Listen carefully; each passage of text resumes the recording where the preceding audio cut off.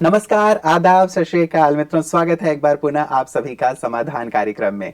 आज सब कुछ आपको बदला बदला सा लग रहा होगा। वैसे भी परिवर्तन सृष्टि का नियम है और जब सब कुछ परिवर्तित हो रहा है तो क्यों नहीं हम अपने बैकग्राउंड को भी चेंज करें। हमने सोचा कि इसे भी परिवर्तित करें और बहुत समय से आप लोगों की इच्छा थी कि जो महापुरुष मेरे पीछे थे, जो बहुत उदास रहा करते थे, उनका चेहरा आप बदलना चाहते थे कि वो बहुत दुखी प्रतीत होते हैं और उन्हें हम जब देखते हैं तो थोड़े से नेगेटिव वाइब्रेशन आते हैं। तो हम भी सोच रहे थे कि क्यों ना उनका भी चेहरा खिल जाए, इसलिए उन्हें अब हमने विदाई दे दी है और अब एक नए बैकग्राउंड के साथ हम आपके साथ आज समस्याओं से समाधान की ओर चलेंगे। और शुरुआत हम कर रहे हैं पुनः अनुभव से। आपको पहले भी पता है कि हम लोग लगातार भ्राता जी के अनुभव लेते रहे हैं और बहुत सुंदर ढंग से भ्राता जी ने अपने अनुभवों को रखा है, जिससे हम लाभान्वित होते रहे हैं। आज भी भ्राता जी के अनुभवों को हम सुनेंगे और अपने जीवन में आत्मसात करते हुए आगे बढ़ेंगे। आइए आज की कड़ी में उनका अभिनंदन करते हैं। भ्राता जी बहुत बहुत स्वागत है, अभिनंदन है आपका। Thank you. भ्राता जी बहुत बहुत सारे अनुभव अब तक हम सुन चुके हैं, लेकिन एक विशेष बात जो आप हमेशा ही दर्शकों को कहते हैं कि हम अपनी शारीरिक व्याधियों में भी राजयोग का प्रयोग करें।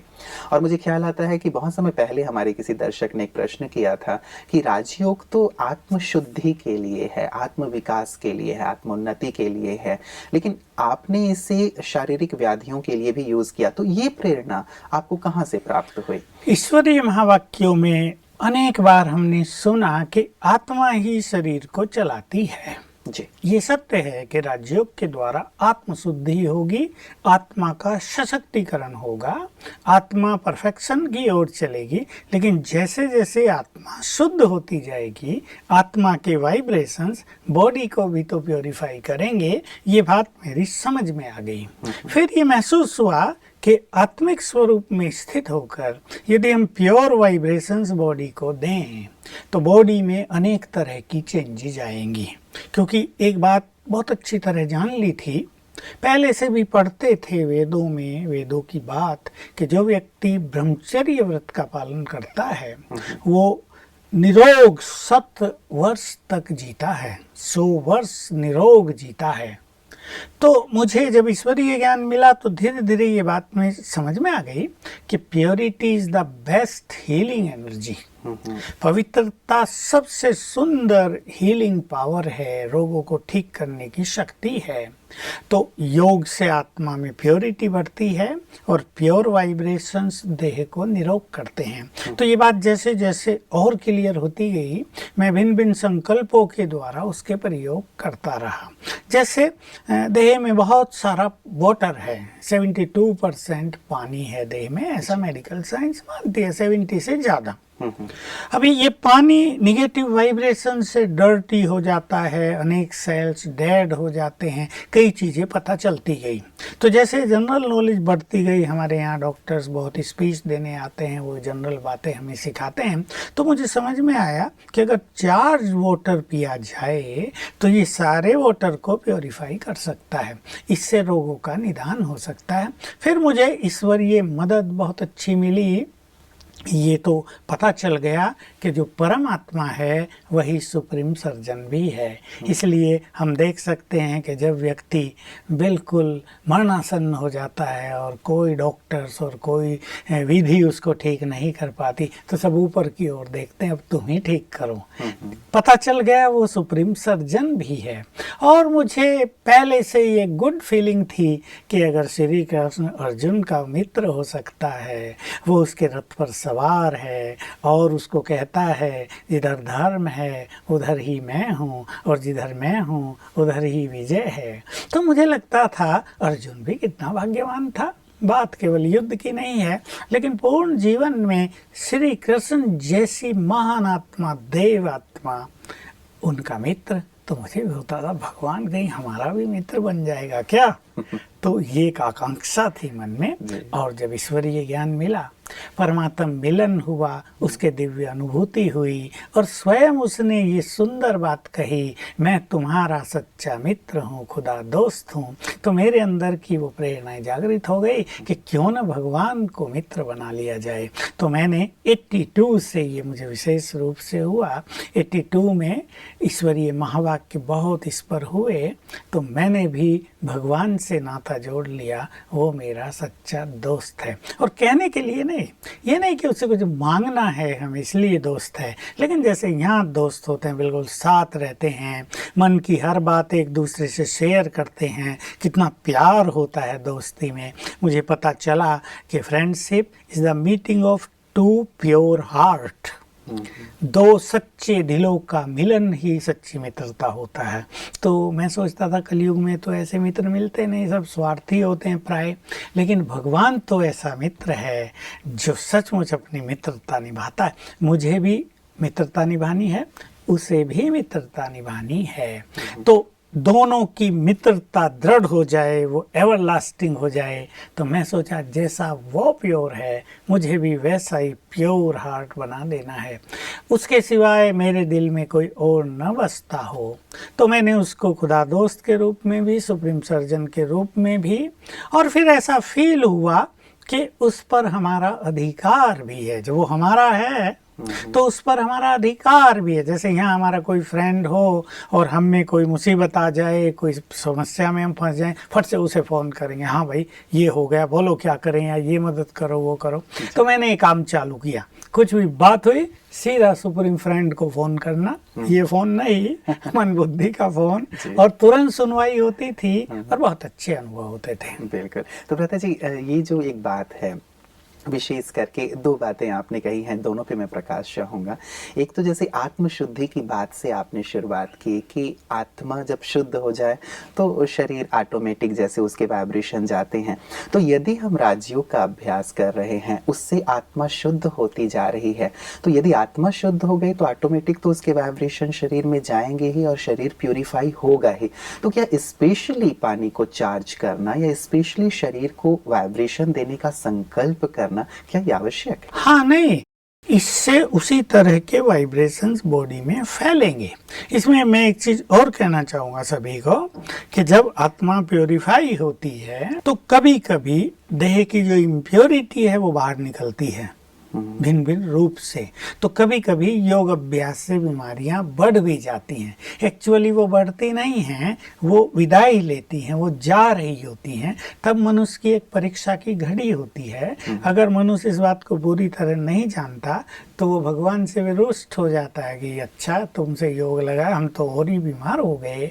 लेकिन ये उससे योग लगाने से बीमार नहीं हुए, प्योरिफिकेशन ऑफ बॉडी। कई लोग ये कहते हैं भ्राता जी कि जैसे ही हम ज्ञान में आए, जैसे हमने मेडिटेशन शुरू किया, हमारे मन में और ज्यादा बुरे विचार आने लगे, बीमारियां बढ़ गई या समस्याएं बढ़ गई, विघ्न बढ़ गए। तो ये भी एक विपरीत अनुभव लोगों को हाँ, बस ये विदाई लेते हैं, क्योंकि जो सबकॉन्शियस माइंड में भरा हुआ है, जो पूर्व जन्मों के कर्मिक अकाउंट का इफेक्ट हो रहा है, वो धीरे धीरे समाप्त होता है। तो कभी कभी ऐसा होने लगता है जैसे हम कोई नया मकान बनाना चाहें, पुराने की जगह उसको तोड़ रहे हो, तो तोड़ने में कैसा लगता है, धूल फैलती है, कैसा लगता है, एकदम खंडर हो गया, कैसा बुरा अनुभव हो गया। लेकिन जब नया बन जाता है तो बड़ा सुखदायी होता है।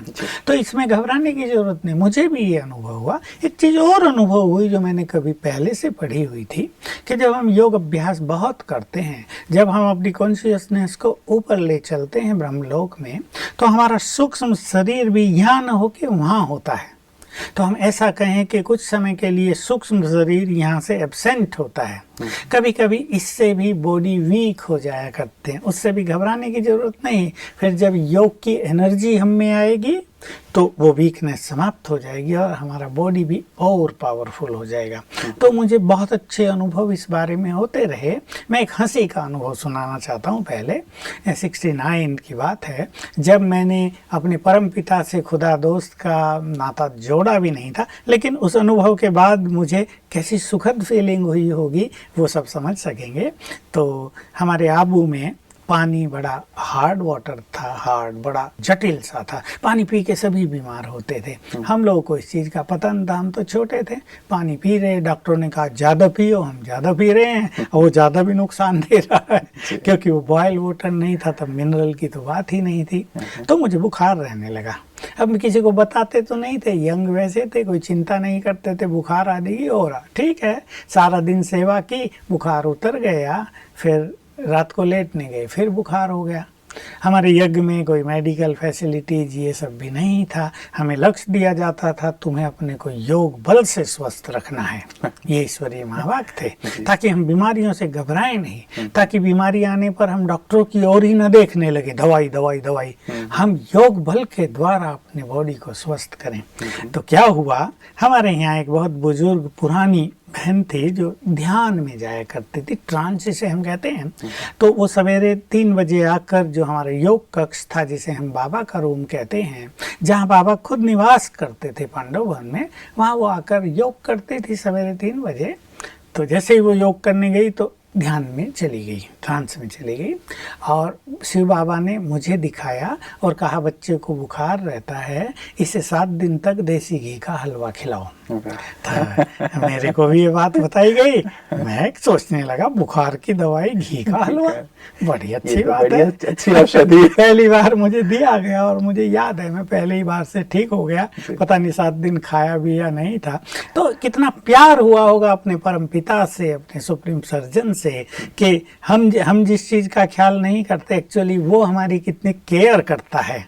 लेकिन मैंने इसमें देखा कि यदि हम उसके लिए फुल्ली डेडिकेटेड हैं, पूरा बस वही, तो वो भी हमारे लिए फुल्ली डेडिकेटेड है। दूसरा अनुभव मैं अभी अपने दर्शकों के लिए कहना चाहूँगा कि देखिए, कुछ चीज़ें, स्पिरिचुअल चीज़ें कैसे हमें मदद करती हैं बीमारियों को ठीक करने में। 3 दिन पहले ही हम मंडी में थे, मंडी हिमाचल में है। तो एक युवक मेरे पास आ, कहा एक छोटा सा अनुभव शेयर करना है। मैंने कहा बोलो। कहा मेरे राइट हैंड पर यहाँ बहुत मस्से हो गए थे और 5 साल मैंने इलाज कराए और मैंने बहुत पीड़ा सहन की है, कांटे जैसे चुभा करते थे।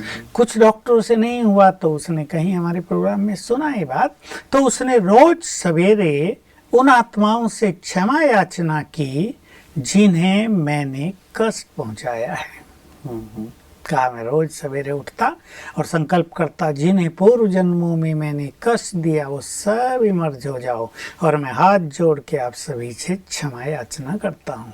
और कहा 10-12 दिन में मस्से बिल्कुल ठीक हो गए, दवाई की जरूरत नहीं रही। ये स्पिरिचुअल प्रैक्टिसेज हैं। कुछ ब्लड में गड़बड़ है, क्यों ये हो रहे, डाइजेशन में गड़बड़ है, कहाँ गड़बड़ है, लेकिन पूर्व जन्मों की गड़बड़ है ये तो किसी को पता नहीं चल सकता। तो ऐसी बहुत सारी चीजें अनुभव में आई। मुझे एक अनुभव और याद आ रहा, ऐसे ही मुझे बुखार रहते रहते 18 दिन हो गए थे, और दवाई तो हम लेते भी नहीं थे, वैसे भी नशा था, क्या करनी है दवाई, योग बल से ठीक करेंगे। अव्यक्त बाप दादा जब स्वयं निराकार ब्रह्मा के तन में प्रवेश करके दादी के तन में आते हैं, बात बहुत साल पहले की है, 35 साल पहले की होगी।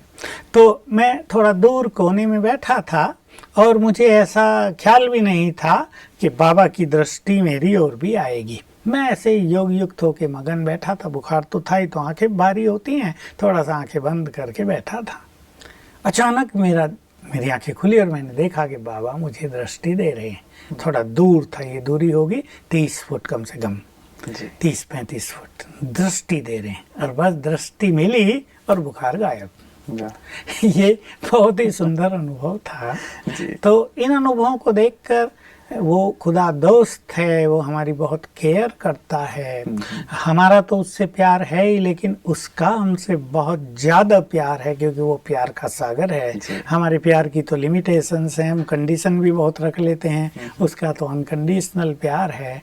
तो बहुत सारे सुंदर अनुभव जो होते रहे, प्यार में वृद्धि होती रही। ब्रता जी, 2 चीज़ें मैं आपसे जानना चाहूँगा, दोनों प्रश्न मैं आपके सामने रख रहा हूँ। एक बात ये कि ये भी कहा जाता है कि मनुष्य का अपना कार्मिक अकाउंट अकाउंट है और वो उसे भोगना ही है, और इसमें भगवान अपनी तरफ से इंटरफियर नहीं करते क्योंकि उसने जो किया है उसकी सजा उसे मिलनी चाहिए। और दूसरी तरफ हम उसकी मदद की भी बात करते हैं, जैसे आपने इतने सुंदर सुंदर अनुभव बताए कि वो हमें मदद भी करते हैं। तो दोनों बातों को कैसे हम समझें कि कहाँ हमें अपने कार्मिक अकाउंट को क्लियर करना है, कहाँ और कैसे उसकी मदद भी मिल बहुत जाए। सुंदर ये क्वेश्चन है, और सचमुच मैं भी इन बातों पे विचार किया करता था। जी। फिर एक गीत सुना करते थे भक्ति में कि भगवान को भक्तों के प्यार में नियम बदलते देखा। एक बहुत सुंदर गीत है श्री कृष्ण के बारे में, विष्णु के बारे में, कि कैसे भक्तों के प्यार में नियम छोड़े और अब तो मदद करनी है, नियम वियम बाद में देखे जाएंगे। तो मुझे इस पे विश्वास होता गया। तो योग अभ्यास के द्वारा हमें सर्वशक्तिवान की शक्तियां प्राप्त होती हैं, उससे हमारे पूर्व के कर्म नष्ट होते रहते हैं, विकर्म। इससे हमारे कई कर्मों के खाते, बीमारियां, विघ्न स्वतः ठीक होती रहती हैं। ये तो हमें करना है, इसमें परमात्मा हमारी बीमारियों को ठीक कर रहा है वो बात नहीं है। ये हम उससे शक्तियां लेकर अपने कर्मिक अकाउंट को क्लियर कर रहे हैं, सेटल कर रहे हैं। और दूसरी बात है कि जब हमारा उससे बहुत प्यार हो जाता है तो स्पेशल केस में, और खास करके अब जब वो स्वयं इस धरा पर आया है, जब वो सभी आत्माओं के दुख हरने आया है, जब वो सभी को प्योरीफाई करने आया है, जब वो सभी को उनके जन्म जन्म की भक्ति का फल और प्यार देने आया है, सत्य ज्ञान देने आया है, तब बात कुछ और है।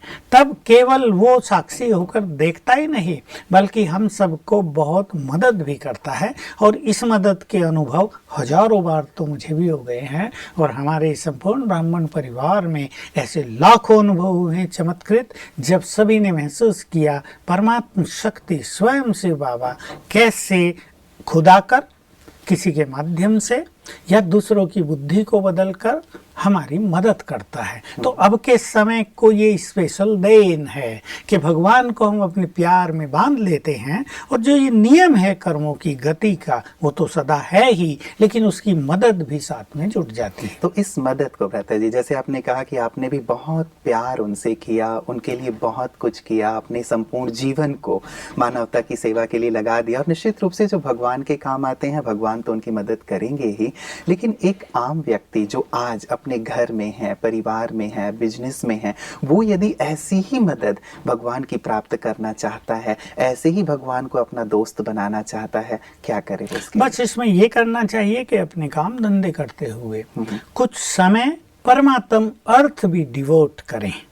बहुत लोगों के साथ क्या होता है कि वो समय तो जरा भी नहीं देते और भगवान की मदद ज़्यादा चाहते हैं, उसके लिए कुछ भी नहीं करते, प्यार भी नहीं रखते, उनका प्यार भी बटा होता है, या विकारों को भी नहीं छोड़ते, और भगवान की मदद चाहते हैं। देखिए, भगवान की मदद तो उन्हें मिलती है जिन्होंने उससे गहरा नाता जोड़ा हो, और एक सिंपल कर्म गति के अनुसार जो उसके कार्यों में मदद कर रहे हैं उनको भी भगवान की मदद पूरी मिलती है। लेकिन तीसरी इंपॉर्टेंट बात भी है कि जो इन मनोविकारों का त्याग करते हैं उनको उसकी मदद बहुत मिलती है। स्वयं भगवान के महावाक्य हैं कि पवित्र आत्माएं तो जैसे मुझे आकर्षित करती हैं, अट्रैक्ट करती हैं, तो जो बहुत पवित्र हैं, चाहे वो बहुत इनोसेंट ही क्यों ना हो, वो चाहे बिना पढ़े लिखे हों, बहुत भोले हों, लेकिन जो बहुत पवित्र हैं भगवान उनके प्यार में बंध जाता है।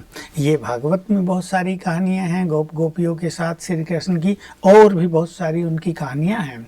तो भगवान को अपने प्यार में बांधने के लिए कुछ समय तो देना ही पड़ेगा। मुझे एक फ़ोन आ रहा है 2-3 दिन से, एक बिजनेसमैन बात करता है, मैं सवेरे 6 बजे दुकान खोल देता हूँ, रात को 8 बजे घर में आता हूँ, मेरे पास कोई समय नहीं है ज्ञान और योग का, लेकिन मैं ये चाहता हूँ कि बाबा मेरे लिए ये करें। पहले तो कहा मैं धनवान बनना चाहता हूँ, क्या करूँ? मैंने उसको पहले तो कहा तुम जितना धनवान बनने की सोचते हो, अगर इतना ही तुम ईश्वरीय खजाने प्राप्त करने की सोचो तो कमाल ना हो जाए, धन तुम्हारे पीछे पीछे आएगा। इस जन्म में नहीं, जन्म जन्म के लिए तुम संपन्न रहोगे, समृद्ध रहोगे, संपत्तिवान रहोगे। तो क्या होता है, मैंने उसे कहा 4 घंटे तो दो भगवान के लिए। 6 बजे दुकान खोलने की क्या जरूरत है? 9 बजे खोलो, 10 बजे खोलो।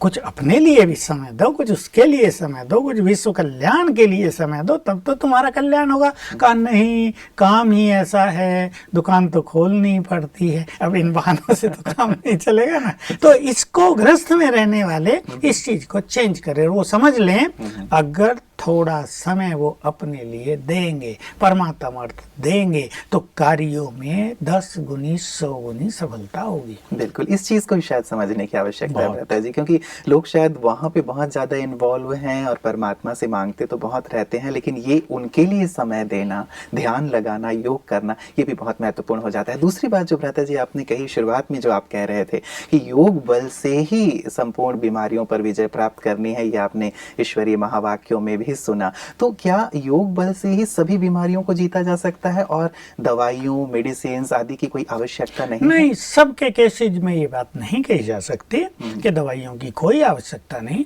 लेकिन अगर हम योग बल बहुत बढ़ाएंगे तो दवाई भी बहुत अच्छा काम करेंगी। इसलिए हम ये नहीं कहते आप दवाई बिल्कुल ना लो, लेकिन हम ये भी अपने को तैयार करना चाहते हैं कि एक समय ऐसा भी संसार में आ रहा है जब डॉक्टर तो होंगे, मेडिसिन नहीं होगी।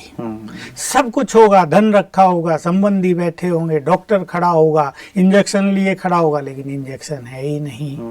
ऐसा समय आएगा। ऐसे समय में योग बल काम करेगा, भिन्न भिन्न रूप से काम करेगा। योग बल श्रेष्ठ होगा तो दवाइयां भी प्राप्त होंगी। योग बल श्रेष्ठ होगा तो टाइम पे डॉक्टर भी ठीक डिसीजन लेंगे, उनका डायग्नोसिस परफेक्ट होगा। योग बल अच्छा होगा तो दवाई परफेक्टली काम करके मनुष्य को निरोग भी कर देंगे। इसलिए दोनों चीजों को अब यूज करना चाहिए, क्योंकि बीमारियां बहुत बढ़ रही हैं।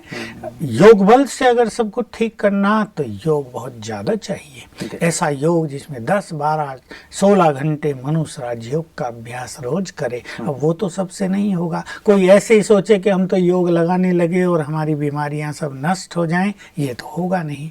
इसलिए योग बल भी बढ़ाएं, दवाइयों का भी सहारा लें। दूसरी बात यह कि योग बल से हमारे अंदर सहन शक्ति बहुत आएगी। हम हा नहीं करेंगे, ऐसा शरीरीपन का अभ्यास करेंगे तो पेन होगा ही नहीं। ये मेरे बहुत अनुभव हैं कि बड़ी बड़ी चीजें हुई लेकिन मुझे पेन नहीं हुआ। मेरी बैक में भी 8 जगह मन के इधर उधर हो गए थे, अब मुझे पता ही नहीं चलता था। जो चेक करता था कहता तुम जीते कैसे हो? मैं तो बड़े मजे से जी रहा हूँ, कोई चिंता की बात नहीं। 8 जगह गड़बड़ हो रही है। मैं कहता तो ठीक कर दो भाई। तो कोई ना कोई ऐसा मिल जाता था जो ठीक भी करता था।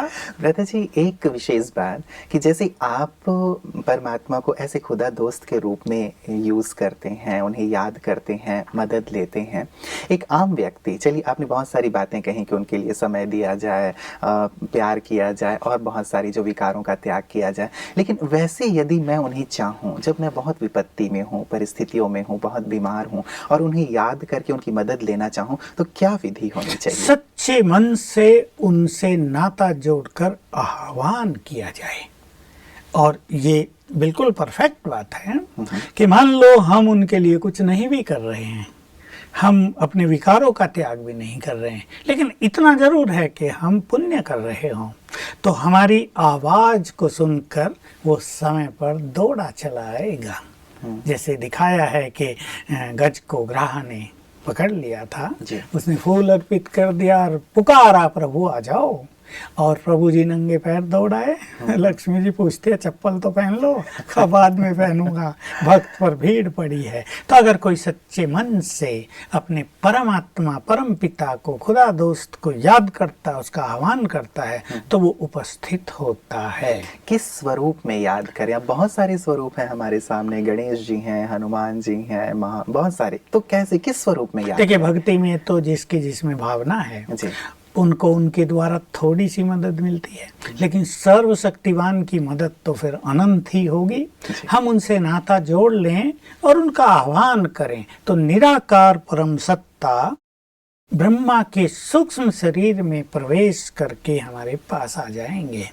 इसके लिए हमें बहुत अच्छा और लंबे काल का अभ्यास करना पड़ेगा कि हम सूक्ष्म लोक में जाकर बाप दादा को यानी ब्रह्मा को और शिव बाबा को बहुत अच्छी तरह देखें, उनसे बात करें, उनसे अनेक वरदान ले, यानी क्लियर विजुअलाइजेशन होने लगे। हमें ऐसा लगने लगे कि हम वहाँ पहुँचे तो जैसे हम उन्हें देख रहे हैं, उनसे बात कर रहे हैं। सेकंड में वहाँ गए और कहा आ जाओ तो वो सेकंड ही लगेगी आने में, और उनका आना माना ही समस्याओं की समाप्ति होना। कईयों का ये विजुअलाइजेशन नहीं होता रहता जी, कि जैसे आपने कहा सूक्ष्म वतन में चले जाओ, स्पष्ट रूप से देखो, तो ऐसा एक विजन ही क्रिएट नहीं होता, कई बार ये अनुभूति नहीं होती। तो ऐसे में ये बहुतों की समस्या है कि उनको विजुअलाइजेशन क्लियर नहीं होता, और इसका कारण यही है कि बुद्धि जो तीसरा नेत्र है, ज्ञान का चक्षु है, जिसके द्वारा हम विजुअलाइज करेंगे, जिसके द्वारा हम सूक्ष्म लोक या ब्रह्म लोक में जाएंगे, वहाँ के अनुभव करेंगे, उसमें अगर बहुत निगेटिविटी भर ली है, उसमें अगर व्यर्थ भर लिया है, उसमें अगर दूसरों के लिए घृणा भाव, बदले का भाव, ईर्षा भाव, नफरत, ये सब भर लिया है, तो वो जो हमारा थर्ड आई है वो मलिन हो जाता है। जैसे ये आंखें थोड़ी भी गड़बड़ कर रही हों तो हमें देखने में कठिनाई होती है, वैसे ये थर्ड आई जब गड़बड़ करने लगती है, मनुष्य इसमें गंदगी भर लेता है, तो विजुअलाइजेशन क्लियर नहीं होता। इसलिए ये विजुअलाइजेशन थोड़े लोगों को क्लियर होता है जो अपनी बुद्धि को बिल्कुल प्योरीफाई कर लेते हैं। बिल्कुल, मतलब सफाई की आवश्यकता है। आवश्यकता एक अंतिम बात ब्रत जी, हर एक व्यक्ति अनुभव तो करना जरूर चाहता है, चाहे वो विद्यालय से जुड़ा हुआ है, ज्ञान योग के मार्ग में चल रहा है, अथवा गृहस्थ में है, तो दोनों ही अनुभूति कैसे सहज कर सकते हैं? वैसे भी ज्ञान मार्ग में चलने वाले भी चाहते हैं कि हमें अच्छे से अच्छी अनुभूति हो योग की, लेकिन सबको ये नसीब नहीं होता। बस कैसे हो? इसके लिए एक छोटा सा नियम बना लें कि सवेरे 4 बजे से पूर्व उठना ही है। उठ के अपनी बेड छोड़कर बाहर आ जाएं, बाहर ना हो तो घर में बहुत अच्छा योग अभ्यास करें, अपने खुदा दोस्त से बातें करें, प्यार भरी बातें करें, लगे हमें उससे बहुत प्यार है तो उससे हमारा नाता जुड़ता जाएगा, हम उसके समीप होते जाएंगे, उसके डिवाइन एक्सपीरियंसेस होते जाएंगे, और हमारा आह्वान करते ही हमें लगेगा वो आ गया। जी जी जी, बहुत सुंदर आपके अनुभव लग रहे हैं कि सुनते ही रहें और साथ ही समाते रहें, और हम भी ऐसी अनुभूति की ओर बढ़ें, ऐसा सुंदर एक प्रेरणा प्राप्त हो रही है। आज की सुंदर अनुभव के लिए भ्राता जी आपका बहुत बहुत शुक्रिया। मित्रों, वास्तव में अनुभूति का जो विषय है, कहा जाता है जहाँ ना पहुँचे रवि वहाँ पहुँचे कवि, और जहाँ ना पहुँचे कवि वहाँ पहुँचे अनुभवी। तो जब जीवन में अनुभव प्राप्त हो जाते हैं तो मन शांत हो जाता है, स्थिर हो जाता है, और मन का जो भटकाव है ना वो बंद हो जाता है। और वास्तव में जो आज भ्राता जी कह रहे थे कि ईश्वर खुदा दोस्त के रूप में हमारी मदद कर सकते हैं, ये सर्वमान्य है। वास्तव में हम भक्ति में भी थे या फिर उस जीवन में भी थे तो भी हमें लगता था कि वास्तव में परमात्मा ही हमारी मदद करने वाले हैं। एक सुंदर सा अनुभव मैं आपके साथ शेयर करना चाहूँगा अंत में। एक सज्जन अपना अनुभव शेयर कर रहे थे कि वो अपने बच्चों के साथ, परिवार के साथ पिकनिक करने के लिए बीच पे गए हुए थे। उनके 2 बच्चे सागर के थोड़े अंदर चले गए। किसी ने कहा कि भाई अंदर जा रहे हैं, इनको बाहर निकाल लो क्योंकि लहरें बहुत तेज हैं। वो अंदर गए, दोनों बच्चों को तो बाहर निकाल दिया, लेकिन खुद लहरों के साथ साथ काफ़ी अंदर चले गए। उन्हें तैरना आता था, लेकिन वो तैर के बाहर नहीं आ पाए, और जब अपनी शक्ति से बाहर नहीं आ पाए तो उन्होंने मदद के लिए सबको पुकारा। उनके सभी संबंधी किनारे पे खड़े हुए थे, उनकी पत्नी थी, उनके दूसरे रिलेटिव्स थे, लेकिन कोई भी अंदर बचाने के लिए नहीं आया। फाइनली उन्होंने अपना हाथ ऊपर उठाया और ईश्वर को याद किया कि हे ईश्वर, अब तू ही मेरी मदद कर सकता है। सागर का बहुत पानी उनके अंदर चला गया था, खारा पानी, जिससे वो बेहोशी की हालत में आ गए थे। जैसे ही उन्होंने ईश्वर को याद किया, तटरक्षक बल के जो सदस्य थे वो कहीं से आए और उन्होंने उनको बचाया, बाहर लेके आए, हॉस्पिटलाइज किया गया उनको। जैसे ही उनकी आंखें खुली बेहोशी के बाद, वो बाहर आए, तब उन्होंने एक ही शब्द कहा कि वास्तव में ईश्वर ही सच्चा मालिक है, सच्चा रक्षक है। कहने का भाव मित्रों, ये एक सच्चा अनुभव है। ईश्वर हर पल हमारी मदद के लिए हमारे साथ हैं, लेकिन हम कितना उनके लिए वक्त निकालते हैं, कितना दिल से उन्हें याद करते हैं, कितनी हम उनकी बातों को मानते हैं, इस पर हमें अवश्य विचार करना चाहिए। क्योंकि मित्रता दोनों तरफ से होती है। वो तो अपनी मित्रता निभा रहे हैं, क्या हम भी अपनी मित्रता सच्चे दिल से निभाना चाहते हैं? क्या हम भी सच्चे दिल से उन्हें उतना ही चाहते हैं जितना वो हमें चाहते हैं? ये प्रश्न हमें अपने आप से पूछना है। नमस्कार।